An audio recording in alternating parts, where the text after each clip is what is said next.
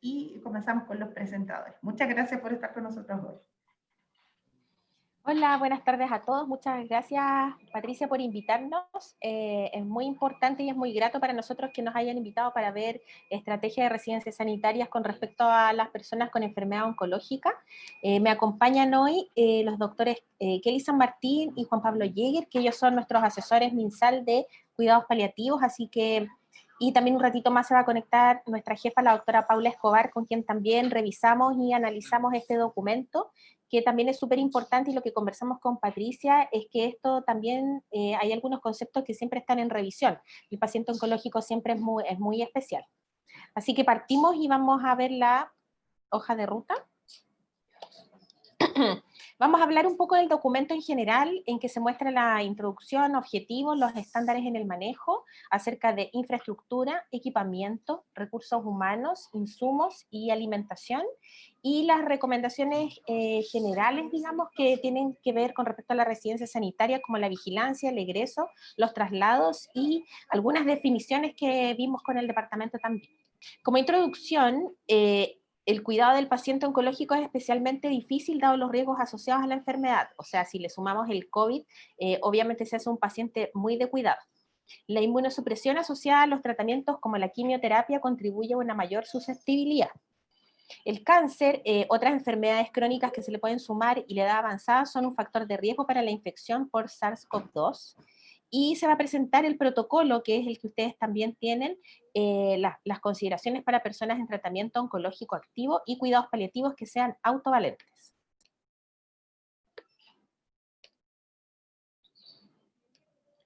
Los objetivos de estas recomendaciones son el control de la curva de contagio, controlarla, mediante la implementación de esta estrategia de residencias sanitarias que hemos vivido este año, controlar y tratar la infección del COVID desde el punto de vista clínico individual de las personas con enfermedad oncológica en tratamiento, entregar recomendaciones para el ingreso, seguimiento y egreso a las residencias sanitarias de personas con enfermedad oncológica, y también es muy importante establecer flujos de acción asociados en personas con enfermedad oncológica sin posibilidad de cumplir aislamiento en domicilio. ¿Cuáles son los estándares que yo creo que ustedes los están viviendo día a día? En este caso, con la infraestructura, tiene que ver con el acceso universal, que está facilitado para personas con limitación de desplazamiento, que esto es súper importante, y acceso de sillas de rueda. Deben existir habitaciones dobles para usuarios infantiles oncológicos y su acompañante con uso de baño exclusivo. Considerar habitaciones más grandes para el grupo familiar. Y organizar el espacio en caso de menores de edad para asegurar cuidado permanente. Hay que considerar en el caso del paciente en cuidados paliativos la autorización de un tutor familiar para cuidados específicos en caso de que sea necesario. Con respecto al equipamiento, vamos a irnos detalle por detalle. El mobiliario debería tener su cama, velador, mesa de alimentación, un basurero con tapa, closet o cómoda, una televisión, que eso dependiendo de cada lugar, y ojalá un citófono.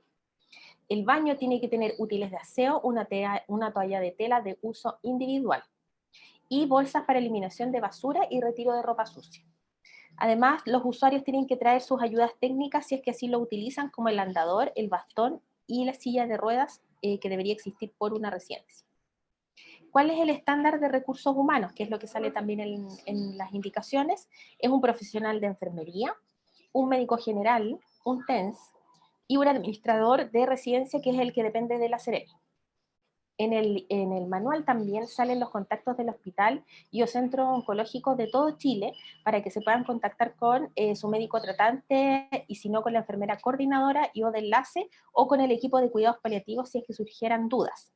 Otros profesionales que se sugieren también que tienen que ir en el caso que se haga la evaluación deberían ser los kinesiólogos, facilitador idiomático o intérprete de lenguaje de señas si es que así se necesitara. Otras estrategias disponibles: teleconsulta y estrategia telefónica con el Hospital Digital MinSal y el equipo móvil de salud territorial.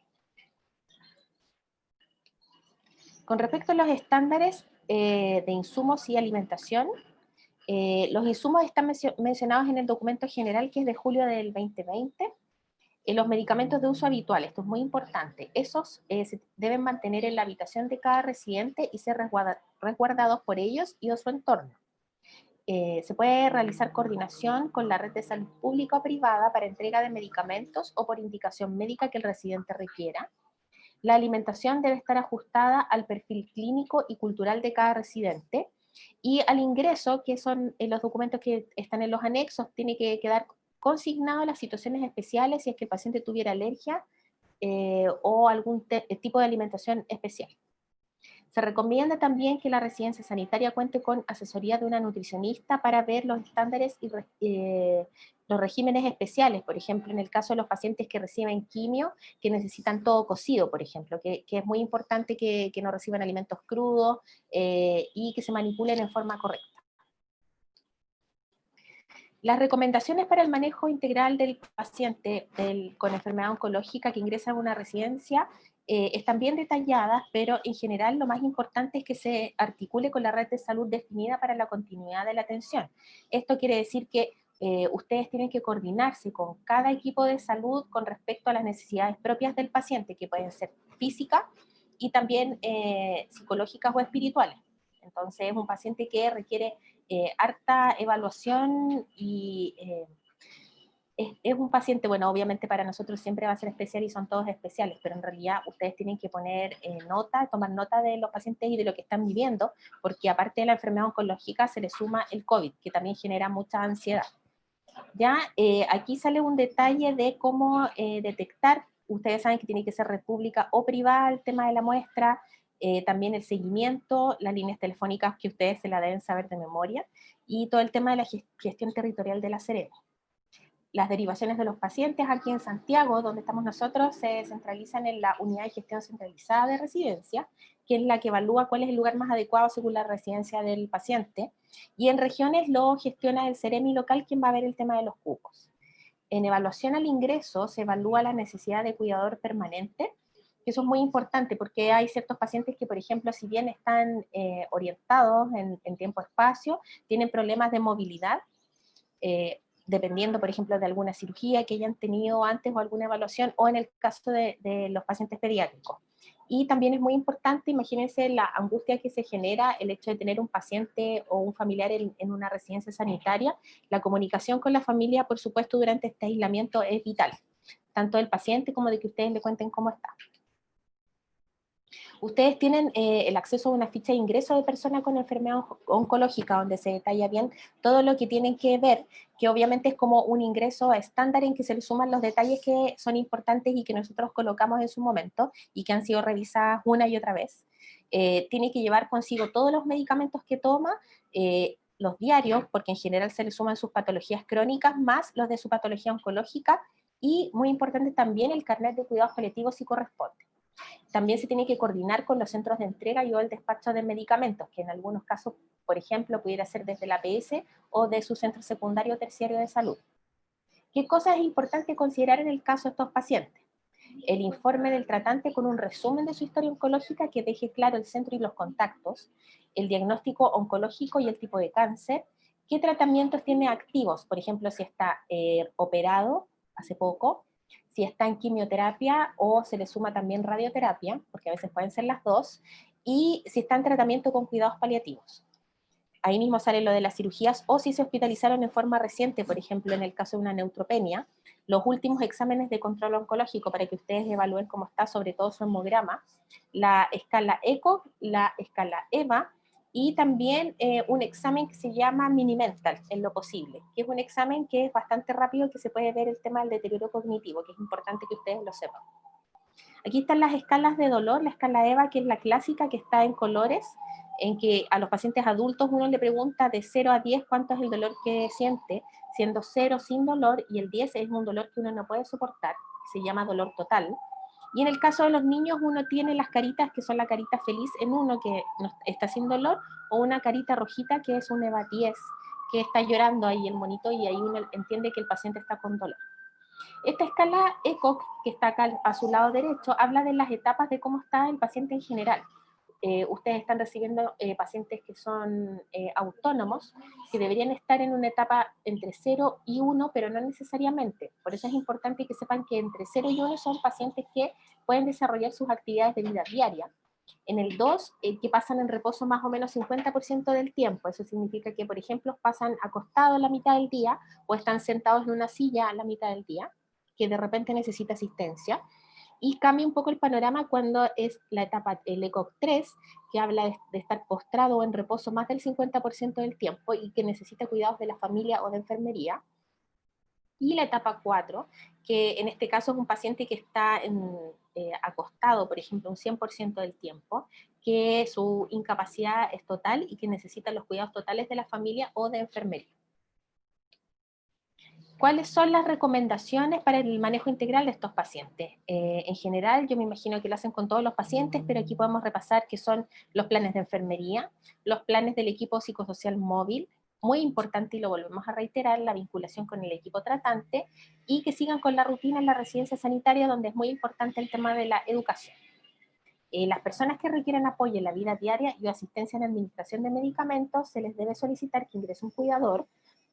La idea es que ojalá sea el cuidador principal, que es el que conoce más al paciente, quien debe seguir las normas y protocolos establecidos, el uso de PP, el cumplimiento de precauciones estándares, y debe ser a permanencia, o sea, no es una persona que vaya a salir y volver a su casa. Y el personal de salud debe conocer el rol de cuidador como facilitador de la atención y mantener una comunicación directa y permanente con el paciente y su cuidador. Con respecto a la vigilancia, ¿cómo podemos medir la vigilancia? Que en el fondo son los estándares de calidad que se tienen que medir siempre. El registro diario de incidentes es muy importante. Si el paciente se tiene que trasladar, por ejemplo, en el caso de alguna urgencia o algún requerimiento que, por ejemplo, tuvieron que llamar al SAMU o al teléfono, digamos, del centro médico con algún requerimiento urgente del paciente.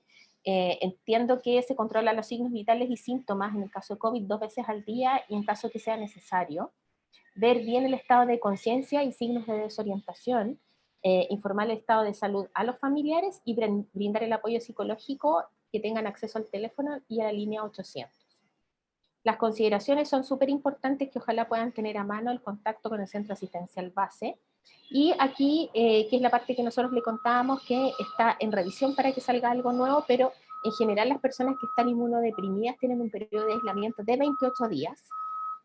Los pacientes con radioterapia se consideran inmunodeprimidos hasta 14 días posterior al término de esta, y en el caso de la quimioterapia se considera hasta 28 días posterior al término del último ciclo. Con respecto al egreso y traslado, en el egreso se debe llenar el registro correspondiente, donde es importante consignar las condiciones clínicas al egreso, cómo se va el paciente, su sintomatología, evolución y las indicaciones. Y también es súper importante hacer un checklist con educación al alta, los cuidados en el hogar, los signos de alarma y una entrega de copia de los documentos. Los traslados hacia las residencias sanitarias y el retorno al domicilio de la persona con enfermedad oncológica debe ser coordinada con el CEREMI local, con un entorno de apoyo y asegurando obviamente el uso de EPP. Los equipos deberán entregar la información necesaria respecto a salvoconductos para traslado a zonas en cuarentena, si es que correspondiese. Con respecto también al registro y la derivación, siempre tiene que existir una articulación de la residencia sanitaria estrecha con la red asistencial, y esto es fundamental para el éxito de esta estrategia sanitaria. Es muy importante que las enfermeras, por ejemplo, a cargo de sus pacientes y sus médicos tratantes sepan que el paciente está en una residencia sanitaria por COVID, que tuvo COVID y cómo se desarrolló la enfermedad. Esto tiene que ocurrir, digamos, esta articulación al ingreso, durante la estadía y el egreso de la persona. Y el registro diario debe ser integrado a la documentación de la persona que ingresa, manteniendo siempre el principio de confidencialidad de la información. El equipo de salud de la residencia sanitaria le va a entregar una copia al referente de CEREMI respectivo para disponibilidad de la información de la persona y también continuar con el seguimiento. Y es muy importante contar con flujogramas de protocolo de contingencias en caso de urgencia oncológica y mantener contacto con los tratantes y enfermeras coordinadoras y enlaces. Quería pedirle a Kelly y a Juan Pablo si empezamos a hablar algunos como casos especiales que estuvimos discutiendo también a considerar. Sí, bueno, en el caso, hay algunos casos que hay que tener alguna dedicación especial, digamos, si el paciente, por ejemplo, se encuentra en quimioterapia, estuvo con quimioterapia y presenta fiebre y sospecha, la fiebre puede ser por alguna complicación de la quimioterapia o por sospecha de infección de COVID. Debe ser manejado en la unidad de emergencia del hospital. Ahí es importante, como decía Priscila, la coordinación directa que debe haber con el equipo tratante y también con el servicio de emergencia. Los pacientes que se encuentran en radioterapia o que están post-radioterapia también pueden tener signos de alarma, que también puede ser infección, fiebre, ya que pueden también estar designando, digamos, que tienen la infección por COVID o una complicación desde la misma radioterapia. En este caso, hay algunos signos específicos, por ejemplo, por radioterapia, como inflamación de mucosas que pudiera provocar mucho dolor también en el paciente. Y el paciente con cirugía mayor oncológica reciente, menor a un mes, y sospecha de infección de COVID debe ser manejado también por la unidad de emergencia. La coordinación en todo esto, en estos tres casos, debe ser directa con el servicio de urgencia, ya que puede ser una complicación aguda, y también a la mano tener el teléfono de equipo tratante, como decía Priscila. Entonces, en caso de signos de alarma, se encuentra fiebre, disnea, polimnea, compromiso de conciencia y algunos exámenes de laboratorio alterados. Deben evitarse a la evaluación de la unidad de emergencia. Estos son fundamentalmente los casos específicos en el cual se debe tener en cuenta que urgencia es la vía alternativa para estos casos. Ya, dejé de compartir. Pati, no sé si han llegado algunas preguntas para que las podamos ver con el equipo. Yo las puedo ir... Ahí sí. Sí, véanla nomás, doctor, pero todavía no se han sumado consultas. No sé si pueden compartir la presentación de nuevo. Ya. Porque también quedan a veces muchas dudas desde el punto de vista de, por ejemplo, cuando una persona recién se hace la radioterapia, por cuánto tiempo esa persona está, entre comillas, con la inmunidad más comprometida después de una sesión de radioterapia o de quimioterapia, y qué consideraciones deberíamos tener nosotros, por ejemplo, en la residencia sanitaria.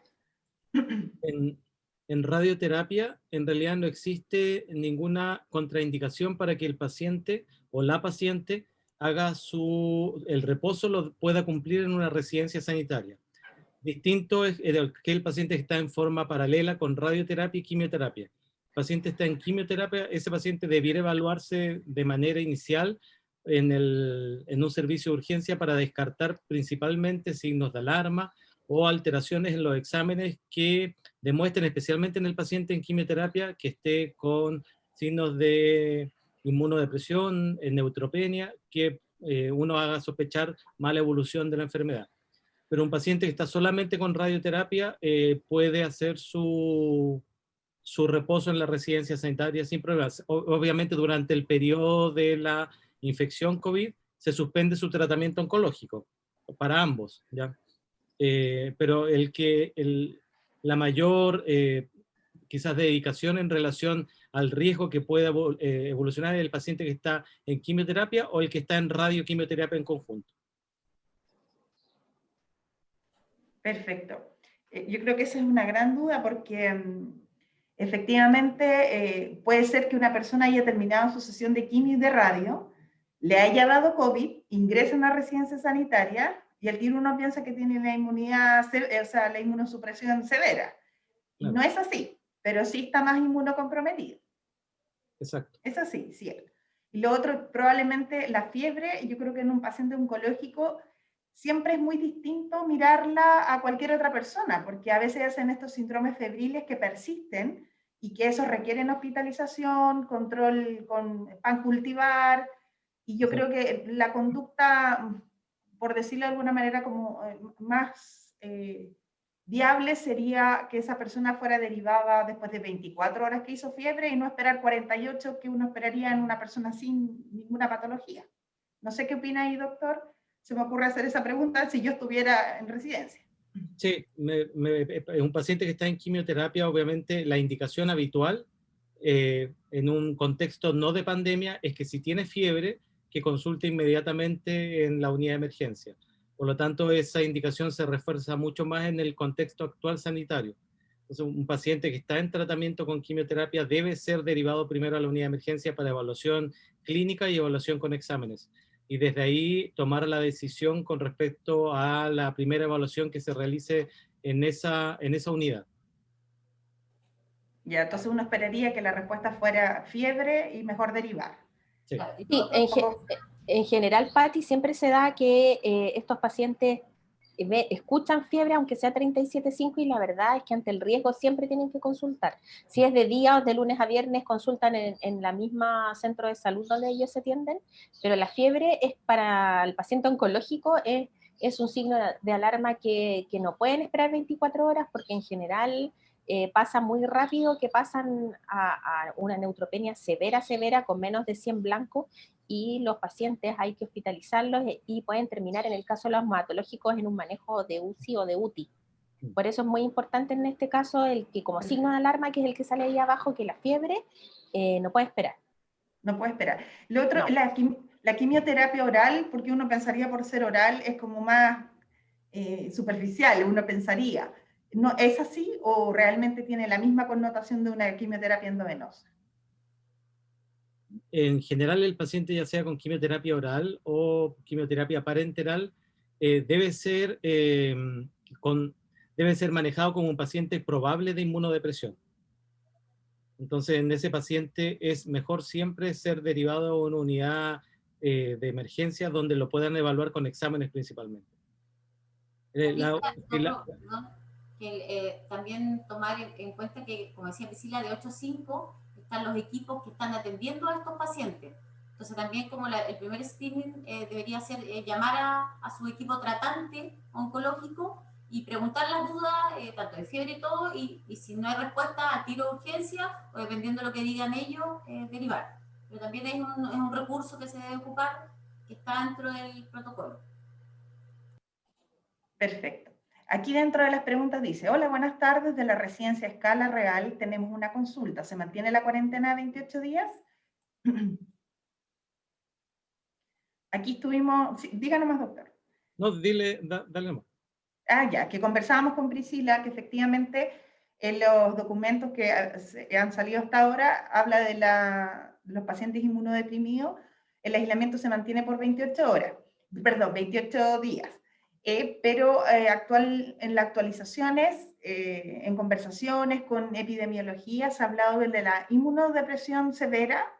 Esos pacientes estarían hasta 21 días solamente los inmunodeprimidos severos. Pero eso todavía no ha salido en documento, estamos a la espera de la actualización. Todavía no se ha hecho formalizado un documento, pero sí nosotros lo hemos avisado a nuestros serenos. Pero se tiene que formalizar vía documento y en eso estamos esperando. Es importante poder contar, uno, la evaluación clínica del paciente y lo otro, los exámenes de laboratorio, especialmente los pacientes que evolucionan con neutropenia, que una manera de poder evaluar la evolución del recuento de neutrófilos es a través de poder hacer exámenes seriados. Perfecto. Dice, ¿qué pasa si en el caso de que el paciente que amerite cuidador y no tenga familiar que lo ayude, qué se hace en ese caso? Es que nosotros tenemos muchos pacientes, personas mayores que hemos tenido apoyo con Senama, con cuidadores, y en el caso de pacientes o personas con discapacidad tenemos apoyo de cuidadores de Senadis. Pero claro, a veces se nos da la figura de personas que son menores a 60 años y que no tienen apoyo de cuidador familiar. ¿Cómo lo haríamos para poder acompañar a esta persona? Porque igual una persona con patología oncológica muchas veces requiere de alguien que lo asista. Hasta el minuto no hemos podido contar como con cuidadores de manera formal que vean el lado oncológico. Yo creo que esa es como la duda. Pero hasta el minuto no tenemos. No se cuenta en oncología con cuidadores de alguna organización hasta la fecha. A veces algunos centros tienen voluntariado que cumplen un poco la función de cuidador de día, pero eso depende de cada centro asistencial. Entonces, a lo mejor también ahí es importante, cuando un paciente ingresa, preguntar a qué centro corresponde y si ese centro tiene algún cuidador, pero son pocos. Sí, lo otro, Pati, que se contacte con la asistente social del centro oncológico, que al menos debe haber una que esté haciendo horas ahí en que pueda ayudar, digamos, en ese sentido, a lo mejor a buscar algún otro familiar también que se pueda hacer cargo. Ellos son los que nos ayudan cuando tenemos problemas de este tipo, porque pasa, digamos, pues si el paciente a veces no tiene cuidadores en 24/7, digamos, son solitos, son viudos, etcétera. Entonces, en general, como dice Kelly, son las damas de colores, damas de rojo, etcétera, donde sea, ellas pueden conseguir a alguien que pueda hacer voluntariado para poder cuidar al paciente, o el otro hablar con el asistente social si también los puede apoyar para buscar a alguien que los pueda cuidar. Perfecto. ¿Cuál es el periodo que se considera de riesgo para pacientes oncológicos o hematológicos desde que terminó su tratamiento? Un poco lo que se comentó hace poquito. Después dice, el periodo de cuarentena ideal de estos pacientes. O sea, en un paciente oncológico que completa o termina tratamiento, en general, los primeros 15 días a un mes son siempre riesgosos, ¿ya? Aunque la radioterapia no tiene tanto dificultad, también hay que tener como estar alerta ante los signos que pudieran ser de alarma, ¿ya? Ese es como el periodo crítico, ya sea de una cirugía, por ejemplo, el mes posterior a la cirugía también es un periodo donde hay que estar más atento, con más alerta, de algún dolor abdominal, fiebre, también los signos propios de urgencia.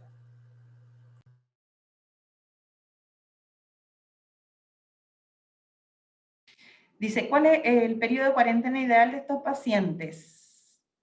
También eso ya lo mencionamos. Dice, buenas tardes, respecto a pacientes con trasplante de médula, ¿cuál sería el periodo de riesgo? ¿Hasta cuándo correspondería extender la cuarentena?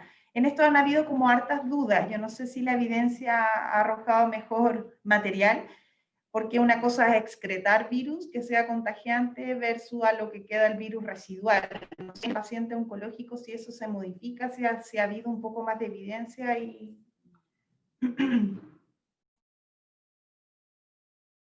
Sí, que yo sepa, en realidad no tengo algún dato preciso último en relación a este caso específico.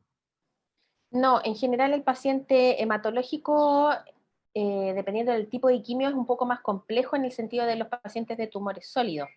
Pero un paciente trasplantado reciente, en general los pacientes trasplantados salen del trasplante, si es que sale todo bien, al mes y medio después del procedimiento. Y esos pacientes en general, Patti, se consideran de muy alto riesgo. Las neutropenias que ellos hacen son severas y son agudas y son graves. Como te digo, esos pacientes son los que se pasan a la UCI, a la UTI, no ingresan ni siquiera a una sala común o de hematología con hartas camas, digamos, que necesitan aislamiento. Entonces, esos pacientes hay que averiguar bien y probablemente contactarse inmediatamente con su tratante para contarles si es que efectivamente se puede quedar en la residencia o no. Yo creo que hay que verlo caso a caso, en general que es muy importante que aprendan a leer el hemograma, para que vean, para saber con cuántos blancos estás, que en general esa es como la base de oncología para saber, y lo otro son los electrolitos y el calcio, que son los otros exámenes que uno mira al tiro para saber cómo está el paciente. Perfecto. En relación al calcio, ¿se eleva la calcemia en ellos? No en el hematológico, pero sí para los pacientes que tienen metástasis, y en el caso de los pacientes que están en cuidados paliativos también, que es una de las urgencias oncológicas de las que te podemos comentar que los pacientes se complican mucho y que necesitan una hospitalización urgente. Por hipercalcemia, ¿sí? Por hipercalcemia, sí. No sé, Juan Pablo, si agregas algo más, porque esa es una de las urgencias oncológicas que tenemos. O sea, especialmente los pacientes que tienen metástasis ósea o los pacientes con mieloma múltiple son uno de los riesgos que puedan desarrollar hipercalcemia. Entonces, en esos casos es uno de los valores y parámetros que se deben evaluar cuando están en una unidad de emergencia en relación a su patología. Claro, y ahí los síntomas a evaluar igual son como bien difusos, no son como tan específicos. Puede haber alteración de conciencia, por ejemplo, por eso es importante tener el Minimental, esta evaluación cognitiva en un comienzo, y si hay algún cambio brusco, eso también puede orientar a que, por ejemplo, hay una hipercalcemia, puede ser dolor abdominal difuso, mialgia, o sea, es como bien inespecífico. Por eso el control que se hace en la residencia 2 veces al día es súper importante, porque es algo general que se va a evaluar, pero puede dar a lo mejor algunos cambios que pueden orientar a alguna complicación, y esos cambios son importantes comunicar al equipo tratante. Perfecto. Gracias. A mí me ha tocado ver hipercalcemia y en realidad sí, es mucho más difícil determinarla que la hipocalcemia. Sí. Y la hipercalcemia habitualmente se ve con el dolor abdominal. A mí me ha tocado ver los dolores abdominales más que nada.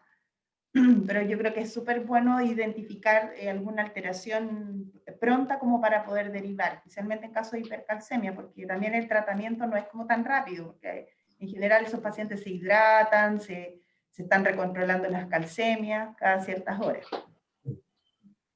Sí, es un paciente que tiene que ser manejado en el hospital, no puede ser distinto, y así como tuviste dolor abdominal, a mí me pasaba a los pacientes con compromiso de conciencia severo y que no se sabía hasta que estaba el resultado del examen. Entonces, justamente por lo mismo, el tema de los signos vitales 2 veces más SOS, y obviamente que tienen comunicación en el caso que tuviera un cuidador, en que un familiar les avise que hay algo que cambió en la condición del paciente, es importante tenerlo en cuenta.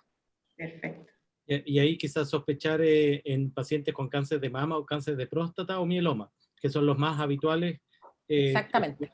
por frecuencia, que puedan evolucionar con metástasis ósea en mama y próstata, y el mieloma, que específicamente el riesgo es mayor. Perfecto. Dice, buenas tardes, aquí escala real, quimio oral en residencia se suspende o continúa tratamiento según médico oncólogo. Se debiera suspender. Esa es la indicación en caso de que está con una infección COVID, debiera suspenderse. Perfecto. Después arriba decías, ¿hasta cuántos días posterior a una intervención quirúrgica se deja de considerar inmunodeprimido? Pero es como amplio, no sé a qué cirugía se refiere, a ver si lo puede poner en el chat. Quizás, digamos, de los casos especiales, lo que nosotros pudimos recabar con respecto a la cirugía oncológica, cirugía mayor oncológica, debiera estar por lo menos un mes en periodo de observación. Por lo tanto, si era cirugía mayor, debiera ser por lo menos un mes. Exacto, hay unos trabajos la doctora Escobar acá, hola, hay unos trabajos súper importantes que recabaron toda la información de todos los pacientes operados y los pacientes que pericirugía en el plazo de 30 días, antes y después, tenían mucho mayor morbilidad y mortalidad, o sea, andaban peor los pacientes cuando se operaban y tenían el COVID dentro de los 30 días circundantes. Perfecto. Parece que no hay más duda. En el caso de los tratamientos paliativos, bueno, la idea siempre nosotros desde Residencia Sanitaria es que se continúe los cuidados dentro del aislamiento. Justamente dentro del documento de oncología están todos los contactos de todos los equipos a nivel país como para que se pongan en contacto. Dentro de ellos están los equipos de paliativos también. Yo creo que ese es uno de las grandes aristas que a nosotros nos importa, y que justamente se puedan conversar con esos equipos de paliativo y ver si efectivamente pueden llegar a la residencia, que se verifique que tengan el tratamiento para todo el tiempo, y obviamente verificar también que el tratamiento se administre o sea tomado por el paciente correctamente. Y va a depender mucho del tipo de droga o medicamento que tome, que nosotros busquemos signos y síntomas de complicaciones o de excesos o de sobredosis, que yo creo que una de las cosas que más nos preocupa, en el caso de la morfina, por ejemplo. Patricia, igual ahí hay que recordar que ante algún síntoma o signo que tengan duda en un paciente paliativo, está lo que es el Fono Salud Responde, en el cual tienen profesionales que están de turno, y si el profesional no puede responder, hay un turno de paliativo 24 horas. ¿Ya? Que se le pregunta a un paliativista y puede ayudar en la respuesta, digamos, al paciente, al cuidador que está atendiendo al paciente. Eso también que las pacientes lo tengan en cuenta, el número de Salud Responde. Ah, perfecto. Entonces ahí también tenemos un aliado que nos puede ayudar con esas dudas. Ah, exacto. Qué bueno. Especialmente los fines de semana o en horarios inhábiles donde las unidades en general están cerradas. Perfecto. Porque el paciente oncológico en general tiene dosis que son mucho más elevadas al paciente que es como normal. Y uno se asusta como enfermera, uno se asusta, podría administrar esta cantidad, entonces yo creo que verificarlo en conjunto con el médico y si podemos ponernos en contacto con el equipo de paliativo, eso nos da una tranquilidad a la hora de subir dosis o administrarla sin mayor temor. Sí, En lo general, ideal perdón, en el informe inicial tiene que venir ahí la indicación de si es que están paliativo de paliativista, de las dosis, medicamentos, y siempre el equipo paliativo deja una dosis de rescate en caso de mucho dolor. Entonces eso también debería venir en el informe y si no viene, hay que preguntarle al equipo tratante. Perfecto, parece que ahí la doctora puso compartir el nuevo paliativo urgencia.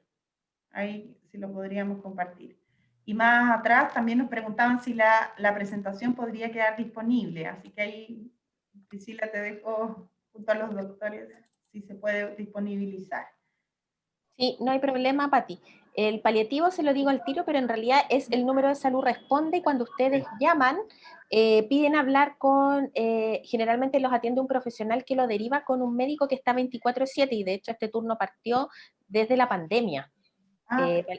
Ya, y todo este turno, digamos, se realizó, digamos, con los asesores que están acá para justamente todo este tema porque había mucha gente que no iba a poder salir y se necesitaba, y de hecho la misma doctora San Martín y el doctor Jäger están de turno, entonces ellos mismos los pueden atender y no hay ningún problema. Ay, perfecto. Yo creo que va a ser una gran ayuda, especial en el fin de Sí, semana. sí, pero también que no duden de lunes a viernes aprovechar de llamar a los equipos, porque ellos están muy paliativos, ustedes saben que tiene un espíritu bien especial con respecto a los pacientes, entonces se lo saben todos de memoria, siempre se van a preguntar, ustedes dejen un número para llamar de vuelta, los van a llamar, en general se saben todos los pacientes, así que no va a haber problema con esas preguntas, pero si es después de las 5, después de las 4, generalmente los viernes, ahí está el teléfono que lo puso Juan Pablo en el chat para que puedan llamar. Así que hemos hecho trabajos bien interesantes con la gente de Salud Responde y ellos lo saben. Perfecto. Y una última consulta, ya vamos a dejarla como bien aclarada, como para que también se pongan en contacto con los equipos de cáncer.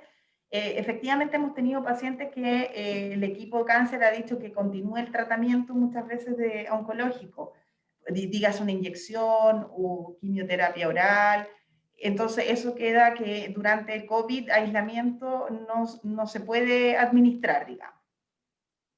Que me acuerdo que en una región les pasó. ¿No te acuerdas qué medicamento sería, Pati? Era para cáncer de próstata, si no me equivoco. Era ¿una hormonoterapia podría haber sido? Puede ser, sí. Ya. Mira, en general yo entiendo y por lo que se conversó desde el inicio de la residencia, digamos cuando partió, estos medicamentos que si bien pueden ser subcutáneos o intramusculares, tienen que ser administrados por el equipo oncológico, porque algunos medicamentos se tienen que eliminar, aparte, digamos, de la administración, que son técnicas y hay que hacerse responsable, digamos, porque son medicamentos que son caros, punto uno, y son complejos con respecto a algunas reacciones, también se tienen que eliminar de una forma bien especial. Entonces, aunque el paciente típico que lo lleva en una cajita y dice, oiga, ¿me lo puede administrar? La verdad es que no. Nosotros preferimos que no, y que si es muy necesario, habría que contactar al médico para saber si es que se lo puede colocar después de que termine todo el proceso del COVID en el fondo, porque en general esos medicamentos son urgentes, pero los que son más urgentes son los que son endovenosos y se hacen en los hospitales. Perfecto. Ya, súper buena aclaración. Ya, parece que no hay más dudas.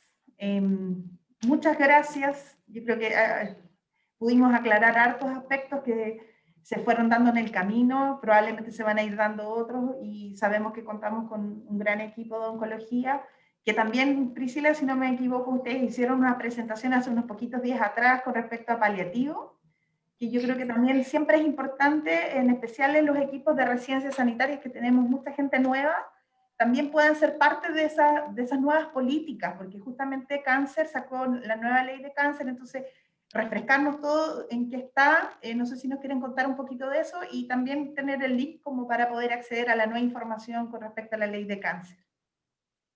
Ya, para contarles un poquito en qué vamos, la ley en este minuto está en un proceso ya de revisión del reglamento y de los fondos. Se hizo también y se sometió a consulta pública porque esto tiene que estar listo en diciembre para que pase por Contraloría y lo firme el presidente.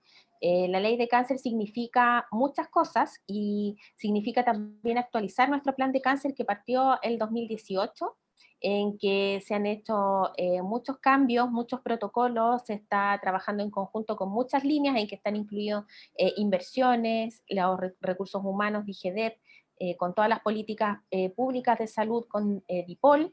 También se está haciendo trabajos con DIPLAS, que tiene que ver directamente con los registros nacionales de cáncer. Entonces, es una ley y un plan que es muy grande a largo plazo, en que toma desde la prevención hasta los cuidados paliativos.